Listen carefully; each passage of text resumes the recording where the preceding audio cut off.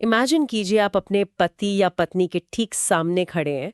आप उनकी आंखों में देख रहे हैं, उनसे घंटों बातें कर रहे हैं, उनके साथ डांस भी कर रहे हैं और अब आपको ज़ीरो आइडिया है कि वो इंसान आखिर है कौन। सही बात है, बिल्कुल पहचान ही नहीं पा रहे। हाँ, हम सब ने बचपन में क्लार्क केंट और सुपरमैन का मजाक तो उड़ाया ही है, राइट? हाँ हाँ। कि भाई सिर्फ एक चश्मा पहन लेने से और बाल थोड़े सेट कर लेने से कोई इंसान कंप्लीटली अनआइडेंटिफाइबल कैसे हो सकता है। बिल्कुल, वो कॉमिक बुक्स का सबसे इलॉजिकल प्लॉट होल लगता था हम सबको। वही तो। पर क्या हो अगर ये कोई सुपर पावर या मैजिक नहीं बल्कि ह्यूमन साइकोलॉजी और हमारे ब्रेन के एक्सपेक्टेशन बायस का एक पूरा मास्टर क्लास हो। ये एक्चुअली एक फिनोमेनन है जिसे कॉग्निटिव ब्लाइंडनेस कहते हैं। मतलब हमारा दिमाग उतना ही देखता है जितना वो देखने की उम्मीद करता है।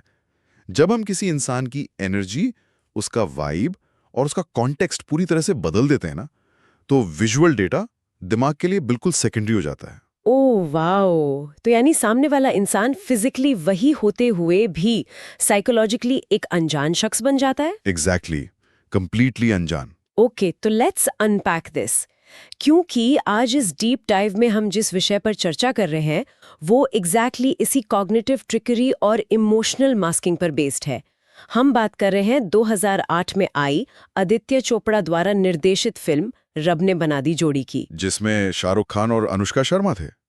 एक बहुत ही आम सी लगने वाली कहानी। हाँ, सतह पर तो हम सब इस कहानी को जानते हैं। एक आम सा आदमी अपनी पत्नी का प्यार पाने के लिए एक नया फ्लैशी रूप धारण कर लेता है। लेकिन आज हम यहाँ सिर्फ प्लॉट समराइज करने नहीं बैठे हैं। नहीं, बिल्कुल नहीं। अगर हम इस मटेरियल के साइकोलॉजिकल लेयर्स और इमोशनल थीम्स का बारीक ब्रेकडाउन करें तो ये किसी टिपिकल रोमांटिक टेल से ज्यादा आइडेंटिटी, परसेप्शन और सेल्फलेस लव का एक बहुत ही deep, almost dark psychological study लगती है।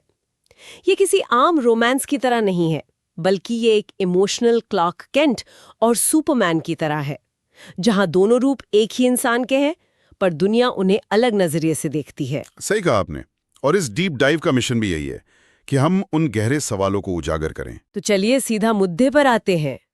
कहानी की शुरुआत एक ऐसे इंसान से होती है जो इस पूरी दुनिया में जैसे गायब सा है, जिसे हम द इनविजिबल मैन कह सकते हैं। अमृतसर का रहने वाला सुरिंदर साहनी यानी सूरी। एक बहुत ही आम और थोड़ी बोरिंग जिंदगी जीने वाला इंसान। पंजाब पावर में एक लो लेवल एम्प्लॉई है, साइकिल चलाता है और बिल्कुल इंट्रोवर्टेड है। और इसका सीधा कॉन्ट्रास्ट होता है तानी से, जो उसके प्रोफेसर की बेटी है, एकदम वाइब्रेंट और एनर्जेटिक। फिर अचानक एक मैसिव ट्रेजेडी होती है, तानी के फियांसे की रोड एक्सीडेंट में मौत और उसके पिता का हार्ट अटैक। हाँ, एक के बाद एक ट्रॉमा। और पिता की आखिरी ख्वाहिश पर सूरी और तानी की हॉस्पिटल में एक शोक भरी शादी होती है, बिना किसी ढूल नगाड़ों के। दो लोग जो एक दूसरे से बिल्कुल अलग हैं, अचानक एक ही घर में बन जाते हैं। तानी तो साफ कह देती है कि उसके अंदर का प्यार मर चुका है, वो सिर्फ पत्नी होने का फर्ज निभाएगी। और यहाँ से ह्यूमन बिहेवियर का एक बहुत इंटरेस्टिंग फेज शुरू होता है। सूरी इस रूममेट जैसी जिंदगी को चुपचाप स्वीकार कर लेता है। वो एक टिपिकल डिमांडिंग हस्बैंड बनने के बजाय एक साइलेंट प्रेजेंस बनना चूज करता है। पर मेरा यहाँ एक सवाल है। सोचिए, दो अजनबी एक लिफ्ट में हमेशा के लिए फंस गए हैं। लेकिन मेरा पॉइंट ये है कि सूरी ने ये शादी सिर्फ फर्ज के लिए की, या उसके अंदर पहले से ही तानी के लिए एक साइलेंट रिस्पेक्ट और एडमिरेशन थी जो उसने कभी जाहिर नहीं की। अगर हम साइकोलॉजी के लेंस से देखें ना, तो यही सूरी के कैरेक्टर का फाउंडेशन है। उसका प्यार ड्यूटी से बहुत आगे की चीज है। उसने तानी को पहली बार उसकी वाइब्रेंट लाइफ में देखा था और वो तभी से फैसिनेट हो गया था। मतलब प्यार पहले से था वहां। बिल्कुल।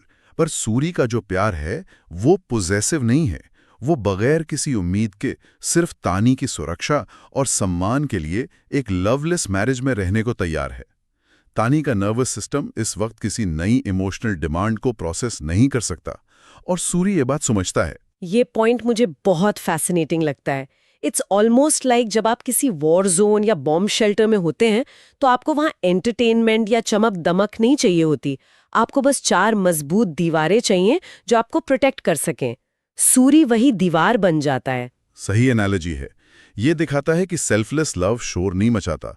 वो एक ऐसी जगह देता है जहां कोई जज ना करे। लेकिन इस शांत और बेरंग जिंदगी में कोई कब तक म्यूट पर रह सकता है? एक अचानक आई चिंगारी सब कुछ बदल देती है और वही चिंगारी एक नए इंसान को जन्म देती है।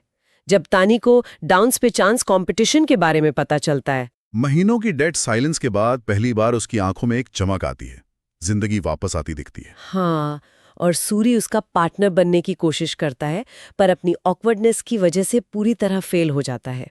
तानी की आंखों में वो जो निराशा थी ना, वो सूरी को अंदर तक तोड़ देती है। उसे रियलाइज होता है कि तानी को सिर्फ प्रोटेक्ट करना काफी नहीं है, उसे जिंदा करने के लिए एक लाउड कॉन्फिडेंट एनर्जी चाहिए। और वहां से सूरी अपने दोस्त बॉबी की मदद से खुद को पूरी तरह बदल लेता है। मुस्टैच क्लीन शेव करना, स्पाइकी हेयर, फ्लैशी कपड़े और एक बहुत ही लाउड एटीट्यूड। राज का जन्म होता है। एग्जैक्टली। और ध्यान देने वाली बात यह है कि राज का जन्म कोई वैनिटी प्रोजेक्ट नहीं था। ये ईगो नहीं, बल्कि बेबसी है, डेस्परेशन है। सूरी देखता है कि तानी फिजिकली सर्वाइव कर रही है, पर इमोशनली सफोकेट हो रही है। तो वो राज बनकर तानी से डांस क्लास में मिलता है, और यहाँ पर वो बड़ा साइकोलॉजिकल पॉइंट आता है। तानी उसे पहचान नहीं पाती, क्योंकि इंसान चेहरे से ज्यादा बिहेवियर और एनर्जी को पहचानता है। हाँ, वही कॉग्निटिव ब्लाइंडनेस जिसके बारे में हमने शुरू में बात की थी। पर यहाँ पर मुझे एक पुशबैक देना है। Let's use N analogy. ये तो वैसा ही हुआ जैसे एक पुराने कंप्यूटर में बिल्कुल नया और फ्लैशी सॉफ्टवेयर डाल देना, सिर्फ एक स्पेसिफिक एप्लीकेशन चलाने के लिए। एप्लीकेशन यानी तानी की हंसी। हार्डवेयर वही है, पर सॉफ्टवेयर बदल गया। बहुत अच्छी तुलना है। लेकिन मेरा सवाल ये है कि क्या हम इसे डिसेप्शन यानी धोखा नहीं कहेंगे? वो अपनी ही पत्नी से अपनी असली पहचान छुपा रहा है। एक बहुत बड़े झूठ की बुनियाद पर वो तानी के करीब जा रहा है। ये पुशबैक बिल्कुल वैलिड है। सतह पर देखने में ये डिसेप्शन ही लगता है, पर हमें समझना होगा कि तानी का दिमाग 100% कन्विंस्ड है कि उसका पति एक बोरिंग इंट्रोवर्टेड आदमी है। डांस क्लास में जो लाउड लड़का आता है, उसके दिमाग के लिए वो एक कंप्लीटली अलग कॉन्टेक्स्ट है। इनअटेंशनल ब्लाइंडनेस, राइट? बिल्कुल। और जहां तक धोखे की बात है, सूरी का शुरुआती इंटेंशन तानी को ट्रिक करके उसके साथ इंटीमेट होना नहीं था। सबसे बड़ा आयरनी देखिए, तानी राज के पास बैठकर यानी सूरी के पास बैठकर सूरी की ही बुराई करती है। ये परसेप्शन और अपीयरेंस का सबसे गहरा खेल है। That is a crazy insight. मतलब उस पल में सूरी की जीत हो रही है क्योंकि तानी खुश है, पर उसी पल में उसकी सबसे बड़ी हार भी हो रही है क्योंकि तानी उसके असली रूप को रिजेक्ट कर रही है। वही तो, जब तानी राज पर भरोसा करने लगती है, तब इस कहानी में एक ऐसी लव ट्रायंगल बनती है जिसका तीसरा कौन असल में है ही नहीं। एक इंटरनल विलेन राज के रूप में सूरी तानी को हंसाता है और तानी धीरे धीरे राज के प्यार में पड़ने लगती है। यहाँ फिल्म का सबसे बड़ा मॉरल क्राइसिस आता है। और सूरी के लिए ये बहुत बड़ा साइकोलॉजिकल टॉर्चर बन जाता है। उसने मास्क पहना था तानी की खुशी के लिए, पर अब मास्क उसकी असली आइडेंटिटी को खा रहा है। इस कहानी में कोई ट्रेडिशनल विलेन नहीं है। सूरी की लड़ाई खुद अपने ही ऑल्टर ईगो से है। कितना डेविस्टेटिंग होगा ये रियलाइज करना कि आपकी पत्नी आपसे नहीं, आपके एक नकली रूप से प्यार करती है। डेविस्टेटिंग है। और ये क्राइसिस तब पीक पर आता है जब तानी हिम्मत करके सूरी को बताती है कि वो किसी और से प्यार करने लगी है और गिल्टी फील कर रही है। और सूरी गुस्सा नहीं होता। किसी भी आम इंसान का ईगो हर्ट होता है यहाँ, पर सूरी उसे आजादी देता है। वो शांति से एक ट्रेन टिकट खरीदता है, इस इरादे से कि वो हमेशा के लिए चला जाएगा ताकि तानी राज के साथ खुश रह सके। यही इस कहानी का मूल विषय है, सैक्रिफाइस वर्सेस पोजेशन। सूर्य का ट्रेन टिकट खरीदना सेल्फलेस लव की सबसे ऊंची मंजिल है। वो सच्चाई बताकर तानी को मजबूर नहीं करना चाहता। ओके वेट, एक मिनट। यहाँ पर मैं आपसे थोड़ा डिसएग्री करूंगी। अक्सर लोग सूरी की तारीफ करते हैं कि वाओ क्या सैक्रिफाइस है, पर सोचिए, अपनी पत्नी के सामने खड़े होकर सच्चाई बताना, ये कन्फेस करना कि मैं ही राज हूं, इसमें बहुत ज्यादा हिम्मत चाहिए होती है। रिजेक्शन का रिस्क होता है। हाँ, हिम्मत तो चाहिए। तो क्या ट्रेन की टिकट लेकर चुपचाप निकल जाना एक्चुअली आसान रास्ता नहीं था? एक तरह का एस्केपिज्म? वो हिम्मत हार गया था असलियत का सामना करने से। ये एक बहुत ही अनकन्वेंशनल और ब्रिलियंट पर्सपेक्टिव है। हाँ, इसमें फियर ऑफ रिजेक्शन जरूर शामिल है। सूरी को डर था कि अगर तानी को सच पता चला तो वो अपनी बची कुची सैनिटी भी खो देगी। उसे लगेगा कि फिर से धोखा मिला है। That makes sense. पर अगर हम इसको उसके एक्सट्रीम सेल्फलेस नेचर से अलाइन करें तो वो अपना वजूद मिटाने को तैयार है।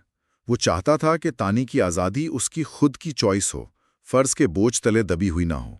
सेल्फ इरेजर, अपनी एग्जिस्टेंस को मिटा देना, एक दूसरे की हैप्पीनेस के लिए।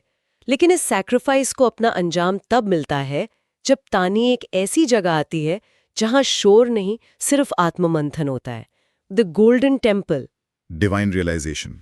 फिनाले से ठीक पहले तानी अमृतसर के स्वर्ण मंदिर जाती है। वहां प्रार्थना करते वक्त उसे अचानक एक एहसास होता है। वहां का जो ठहराव है वो तानी के इंटरनल नॉइस को कट कर देता है ना। बिल्कुल। उसे समझ आता है कि राज ने उसे हंसाया जरूर, पर सूरी ने उसे हर मुश्किल में स्टेबिलिटी और सुरक्षा दी है। राज एक एक्साइटमेंट था, पर सूरी एक ठहराव है। मैं इसको एक और एनालॉजी से समझाती हूँ। गोल्डन टेम्पल में तानी को ये समझ आता है कि जब तूफान आता है तो घर की मजबूत नींव काम आती है, ना कि घर के बाहर का चमकीला पेंट। बहुत खूब। या हम कह सकते हैं कि टर्बुलेंस के वक्त पायलट के स्टेडी हाथ और इंजन काम आते हैं, इन फ्लाइट एंटरटेनमेंट नहीं। हाँ, एग्जैक्टली। राज वो इन फ्लाइट एंटरटेनमेंट था जिसने ध्यान बटाया, पर सूरी वो इंजन था।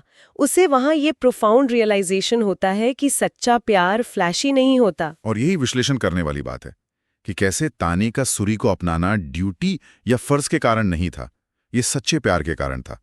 जब अंडरस्टैंडिंग पूरी होती है तो मास की जरूरत खुद ब खुद खत्म हो जाती है। और फिर डांस फिनाले में सूरी आखिरकार सच्चाई सामने लाता है और राज की पहचान हटा देता है। तानी फ्लैशबैक्स के जरिए सब कुछ जोड़ लेती है और सूरी को उसके असली रूप में पूरे दिल से अपनाती है। गॉड मेड दिस पेयर, यानी रब ने बना दी जोड़ी का अर्थ यहीं पर सार्थक होता है। कॉग्निटिव ब्लाइंडनेस अचानक से हट जाती है। उसे दिख जाता है कि उसे हंसाने वाला और उसकी रक्षा करने वाला दोनों एक ही हैं। जब हम इस चर्चा को समेटते हैं तो ये निष्कर्ष हमारी खुद की जिंदगी के परसेप्शंस पर एक बहुत बड़ा सवाल खड़ा जाता है।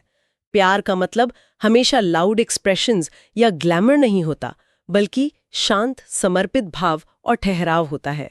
आज के दौर के लिए इसकी बहुत बड़ी अहमियत है। हम सब सोशल मीडिया और आम जिंदगी में एक राज जैसा चमकीला मास्क पहनने को मजबूर महसूस करते हैं। बिल्कुल। हम फिल्टर लगाते हैं क्योंकि हमें लगता है कि हमारा जो सूरी वर्जन है, वो ऑर्डिनरी वर्जन, वो इनफ नहीं है। और इस चक्कर में हम शायद अपने आसपास मौजूद शांत, स्टेडी सूरी जैसे लोगों को अनदेखा कर देते हैं। सुनने वालों के लिए ये सीखने वाली बात है कि असल कनेक्शन परसेप्शन के पर्दे के पीछे होता है। ट्रू इंटिमेसी तब शुरू होती है जब वो क्यूरेटेड वाइब्स के पर्दे गिर जाते हैं। The true connection is always behind the mask. बिल्कुल सही। लेकिन इस डीप डाइव को खत्म करने से पहले मैं एक बहुत ही विचार उत्तेजक सवाल छोड़ना चाहती हूँ इस चर्चा में, जो इस सोर्स मटेरियल पर आधारित तो है, पर हमने डिस्कस नहीं किया। हाँ, बताइए। सोचिए, अगर तानी गोल्डन टेम्पल में उस आत्मज्ञान तक नहीं पहुंचती तो क्या सूरी सच में वो ट्रेन पकड़ लेता? क्या वो बाकी की जिंदगी इस सोच के साथ बिताता कि उसकी पत्नी किसी और से नहीं बल्कि एक इल्यूजन से प्यार करती थी? ये तो बहुत ही डार्क थॉट है ना? और एक स्टेप आगे सोचिए, फिल्म के एंड के बाद सूरी के अंदर का वो हिस्सा, वो राज जो एक आजाद और कॉन्फिडेंट इंसान था, क्या वो हमेशा के लिए मर जाता है या वो सूरी का एक अंश बनकर हमेशा के लिए उसमें शामिल हो जाता है? क्या सच्चा प्यार मिलने के बाद आप अपना मास्क फेंक देते हैं, या आपका मास्क और आपका असली चेहरा परमानेंटली एक हो जाते हैं? एग्जैक्टली। क्योंकि हम सब के अंदर वो दो अलग अलग लोग हैं। ये सोचना जरूरी है कि क्या हम बस उस एक इंसान का इंतजार कर रहे हैं जो दोनों को देख सके और दोनों को बिना किसी कंडीशन के अपना सके। इस सोच के साथ हम आज की ये चर्चा यहीं खत्म करते हैं।